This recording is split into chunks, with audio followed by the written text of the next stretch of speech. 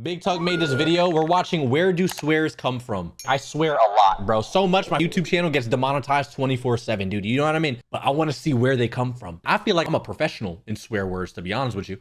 How come children can't swear?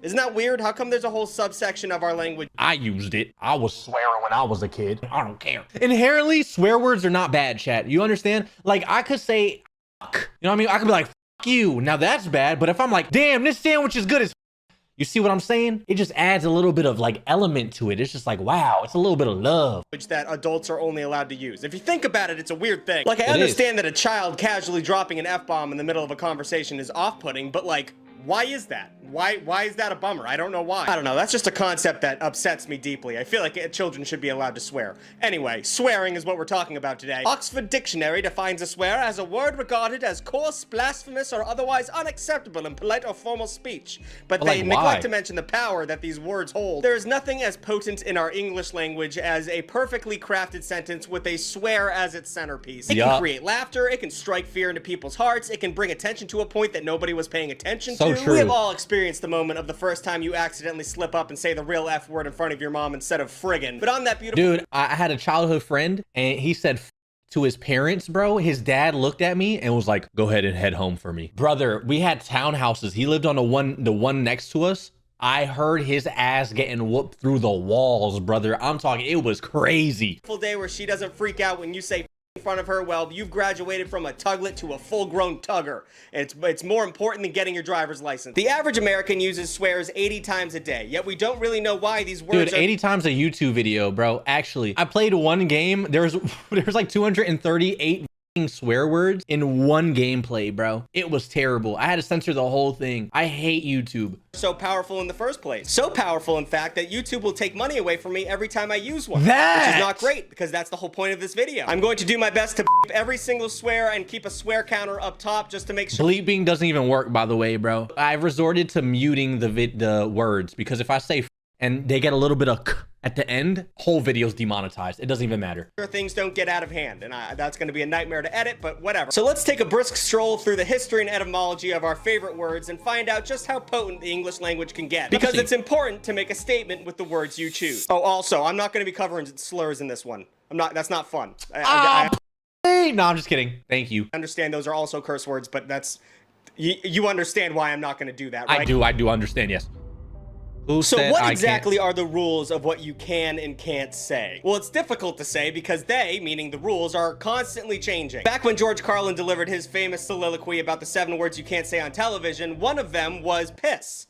You could say piss pretty confidently nowadays. I mean, it's not too polite when you get up from the dinner table saying, I gotta take a piss, but it's not really, you know, a jaw-dropping event. I mean, it's not even making the swear counter move. It's not that big of a deal anymore. So if I can say piss, how come I can't say See, it's an issue. Well, historically, it's a little complicated. If you notice, and it might be a little obvious, but most swear words involve a little bit of taboo. Knobhead. You knobhead? You knobby? You little knobby head? In all of them. Which is why the most commonly used swear words in America involve gender, genitals, and religion. Those are like the 3 big ones. But such is the American way, where we boast how free we are, and then we end up having, you know, missionary repressed sex before church. On the other end of the spectrum, you have a place like Germany where talking about sex is pretty nonchalant. So all of their swears really? Chat, is this true? Do we have any Germans in chat? Do you guys just talk about it like normal? I'm just a little shy guy, so I don't know. I never really talk about it because I'm so shy.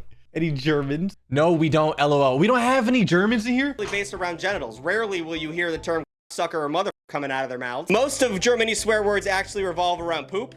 Revolve around poo. I don't know why. They're big on poop talk. And even the famous religious leader Martin Luther on his deathbed said, I am like a ripe stool and the world is a gigantic anus, and so we're about to let go of one another.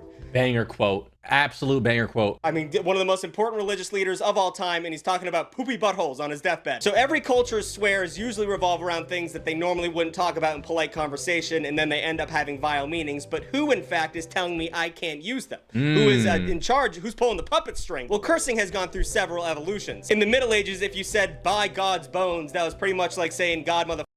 In the 1600s, you would say turd in your teeth if you wanted to tell somebody to off. Ew. But throughout all the ages, the person who was telling everybody they couldn't say those words was usually the church. You are a turd in my teeth. It's usually the religious people who get mad about it. I mean, to this day, if a French Canadian wants to let some big words fly, they'll say a whole phrase. Christ of the chalice of the tabernacle of the host of the sacrament. Which probably sounds a lot cooler in French, I would assume. The point is, the Bible has a lot to say about swearing, and it's not good. It really doesn't like it when you do that. I'm just gonna put up all the Bible passages where it tells you not to swear, or Let's not corrupt communication proceed out of your mouth. What? But fornication and all uncleanness or unkatamdum from the same mouth proceedeth blessing and cursing. My brethren, these things ought not to be. What? at the very least suggest Swearing is a sin, isn't it? that you I'm don't do it. And it's important to remember that the Bible has been translated a bunch of times, and they also didn't know some of the Hebrew words when they translated it, so they kind of guessed on them. So I'm not saying the Bible's bullshit, but you know, whatever.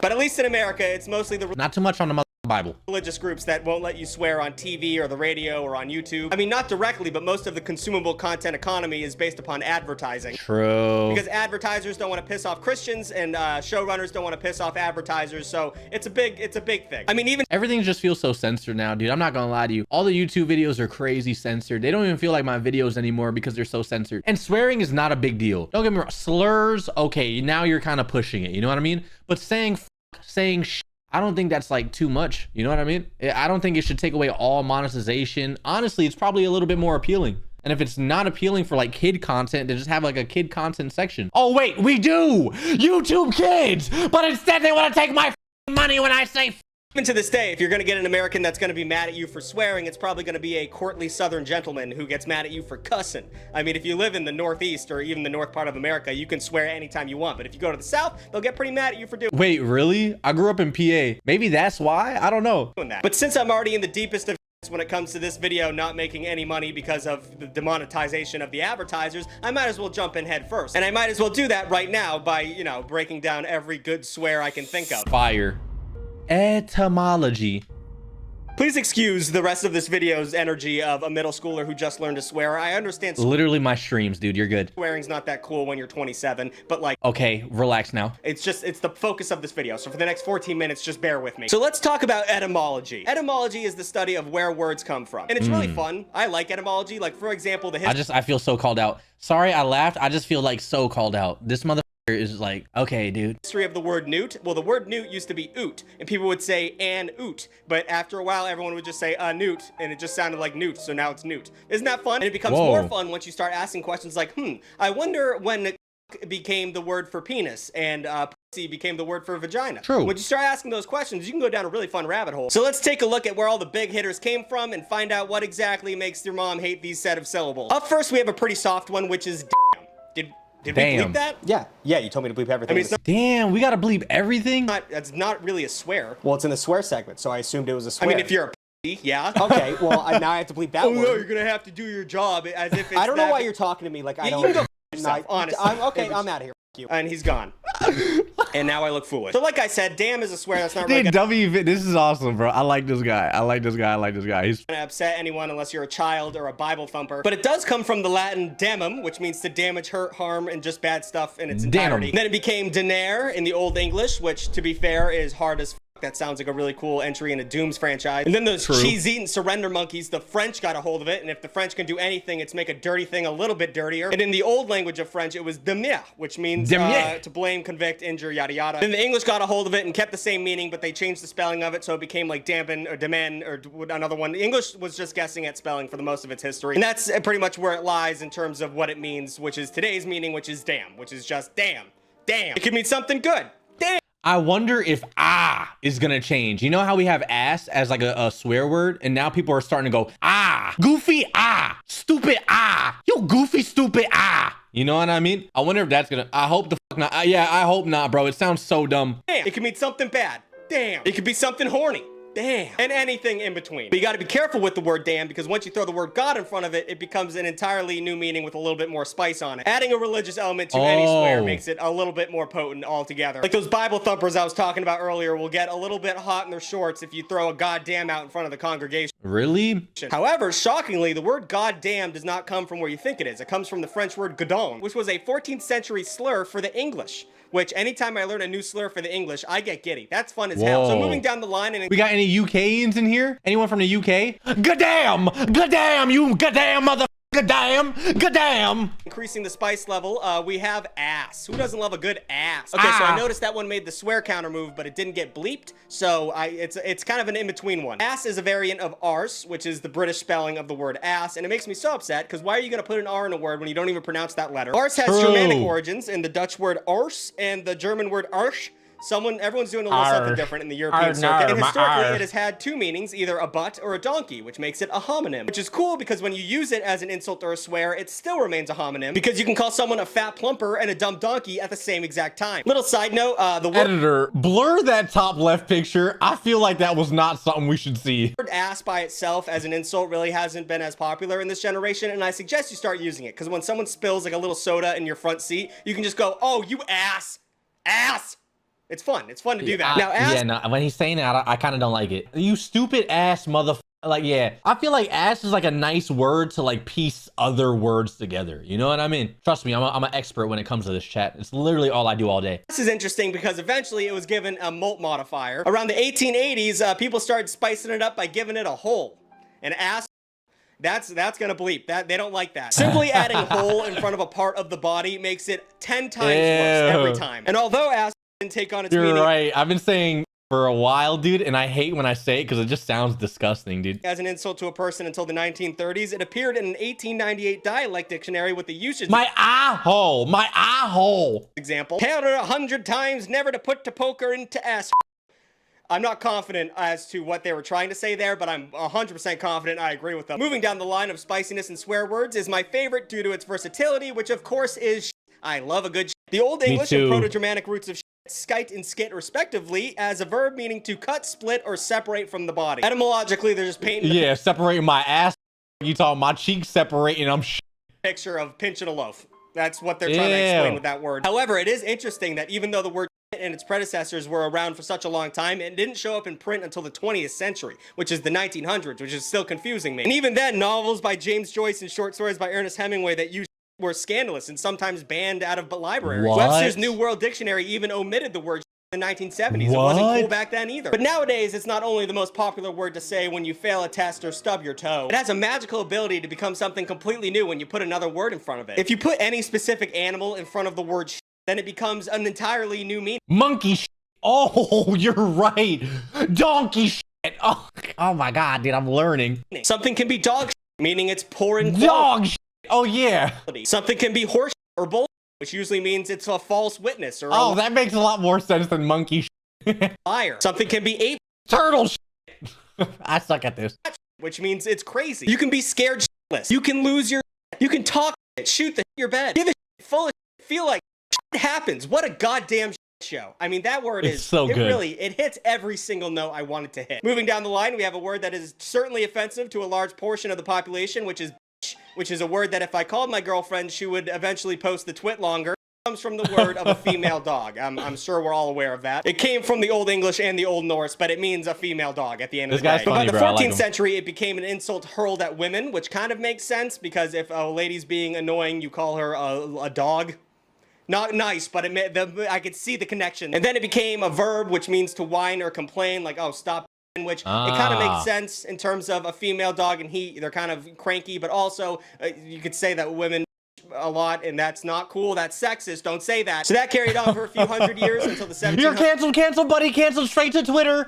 Where some really smart guy decided to put son of a in front of which changed the world. Son of a bitch became the most common American swear from the mid-18th century until the mid-20th century. But nowadays, we don't really use it as like you're calling someone a son of a bitch. You usually just say it as an exclamation, like when your car breaks down. Son of who doesn't? Don't speak for me, sir. I'll be calling these people mothers a bitch all the time. Watch your mouth. Nowadays, if someone's being a son of a bitch, you're more likely to call them a piece of shit. Those two kind of transferred meaning. And now that we're really deep down on the demonetization well, we can talk about I have no chance of making any money on this video. There's been a lot of misinformation surrounding the word over the years. A lot of obnoxious nerds state that is an acronym meaning for unlawful carnal knowledge, whatever. But that's not real and annoying to me. I hate when people do things like that. But sadly, the real etymological history of is really hard to trace. The word was considered taboo and actually was outlawed in print in England in 1857 and the US in 1873. And when books like dictionaries... words banned is actually insane, chat, when you think about it. Having words banned, when you think about, like, I mean, I understand, like, slurs, you know what I mean? Calling people slurs is, like, a lot. But, like, it's a different type of control. Yeah, it's kind of... I might go as far as to say, dude,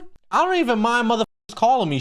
Because, I mean, I could say whatever I want back at the end of the day. You know what I mean? At the end of the day, freedom of speech, right? I mean, I would never say certain words, but I don't like that people are banned from it either. Coming out, they weren't going to print the word because, like I freedom said, of speech protects you from the government. Nothing is banned for real. It's just social. Oh, got you. So freedom of speech is just for the government, and then speech is all like society and stuff. So does it just come down to like cancel culture? Is that what it is? That big taboo didn't land in any English dictionary until 1960. Chat, you are not the teacher. You guys are fucking terrible at teaching. Every time you guys fucking spam me on saying something, every time you guys say something, I'm like, chat, is this like, how do you say this? And you guys will unanimously say one thing. I Google it and you guys are so wrong every fucking time. And it's crazy because you guys are so confident with it too. You guys are actually dumbasses, bro. 65. Like, we had the Beatles before we had Webster's, and because of dorks who were afraid of words in books, we don't know what happened. We don't know what happened with this word. We don't know the history of it, but we do know the history of its much more powerful sister, motherfucker. We know where that came from. The Oxford English Dictionary cites the first instance of the word motherfucker being used in an 1889 Texas trial, and the exact words spoken in that trial, and this is a direct quote: "That goddamn motherfucking dastardly son of a bitch." And I couldn't find the specifics of what this court case was about, but whatever this man said, he believed in it. Holy shit, dude! Imagine the first one dropping that. That's kind of fire, bro. In court too. You're contempt. Oh, I don't know who he was angry at, but that person probably was a piece of shit. I'll give it to him. Now, one of the best parts about much like is its versatility. Is a working man swear. Day in and day out, lunch pail 9 to 5. Can be used in any sentence situation, filling out any grammatical rule you need it to. It's a transitive and intransitive verb, adjective, adverb, noun, whatever you need it to be. Like if I said the sentence, f***ing me, I'm... That is completely grammatically correct. That makes absolute sense. I can't even picture that, Lijbait. Someone in a powdered wig, a little stupid ass hat on, and just, you stupid son of a motherfucker. Like, holy shit, dude. I bet they were all just like, oh. Courtroom got mad quiet, and everybody like, oh, I'm stealing that. According to teachers everywhere. It's a marvel of the modern language. I'm proud of what we did with the word. And now finally, we are at the bottom of the iceberg where we keep the worst of the worst. And I think some of you are going to know what I'm talking about because Americans don't use it. Every other country does. It is... I didn't like how that felt. This word is interesting because it's probably going to be the one that most likely gets you into trouble. At least in America. Why? I mean, Australians are using this word as a greeting. Why does it get you in trouble, chat? Is that bad? Or a sign of intimacy. I know we gotta mute it in the YouTube video. It's rude. Why? In Ireland, it's okay. Ironically, some of the earliest uses of the word come from Americans. It's thought that the French use of the word con, which is the same meaning, was picked up by Americans in World War I, and then they brought it back to America and added a little spicy tea on it. And although I'm not confident why the word is so powerful in America, it is definitely one of the most powerful words you can say. Like, if you want to abandon all chances of winning an argument with a woman, but still feel like you won for a half second, just let the C word fly. Like, say no, but like, why? I don't really say it, but why? What happens? But I would suggest against doing that because at the end of the day, if you're not British or Australian, you should probably never use that word, even though it's fun to say. You know, I don't live with a woman, so I'm free to say it. Is that counter going up 5 every time I say that one? Learn ya some new ones. Ooh, you gonna teach me some new ones? I think we can give the swear counter a break for a minute because future me is making that thing go up, and I'm bad at math now, so I can't imagine I'm any better in 20 minutes. So instead of talking about swears you know, I thought I'd teach you some that you don't. That's right, Papa Tug is gonna teach his Tuglets some swears. Someone in chat said, you need this. You guys are such haters, bro. Oh my God, shut up, dude. Cool uncle at Thanksgiving. These swears seem tame by today's standards until you learn the history of them, and then it's a little bit more fun to say. Quick aside before we get into it, there is a scene in Back to the Future 3 where Biff says a string of words that sound like horrendous swear slurs, and none of them are actually that offensive, so I just want to play that right now. Especially not some duded up, egg-sucking gutter trash. So, it's all about how you say it, not what you say. True, actually true, dude. Take that in mind when we're about to talk about what we're about to talk about. Starting out with a fun one, we got fopdoodle. Fopdoodle. Is that not Fopdoodle. fun to say? This one comes all the way from 1833, where calling someone a fopdoodle was a great way to get a one-up in a game of verbal chess. At base Fopdoodle. level, it really just means dumbass, like you're calling someone a moron You when you call them a fopdoodle? fopdoodle. But it's just phonetically so appealing, like fopdoodle. Oh my god, it just Fopdoodle. rolls out of your mouth. Fopdoodle. It's like if Dr. Seuss created a slur. Well, he True. probably did, actually, at one point. But if it was... And then in that same line of bubbly language, we have jobbernowl. I don't like that Jobbernowl. one. Although Jobbernowl sounds like a lame name of an alien creature, one of those new Star Wars TV shows, it was actually fighting words back in the 19th century. This word has roots in French, which means, and I'm not kidding, misshapen head. You're calling someone a cone head when you call them a jobbernowl. Chad, you got a jobbernowl, you jobbernowl. Let's take a look at jobbernowl in the form of writing from the 1902 John Kendrick Bangs novel, Olympian Nights. You're a jobbernowl and a doodle. Fanficker. Oh yeah, you fanficker. You fanficker. That's what I was calling you guys when you guys were making fanfics of me. You mother fanficker. I think it's a hard ER at the end. You fanficker. You know, I use fanficker now. Yeah, dude, it just sounds crazy. Wandering moon calf and a block-headed numps, a gabby and a loon. People were just writing shit down back then. That's crazy. But anytime you talk to someone that you hate and you want to confuse and disarm them, just call them a jobbernowl. And they'll probably think you said something way meaner than you did, but they'll also not be able to talk for a few seconds, so you can say much more mean things in the meantime. Next up, we have bescumber. Bescumber. Sounds like the secret 13th month. Be squeechy. It means, it's kind of boy. weird, actually. Bescumber means to poop on somebody.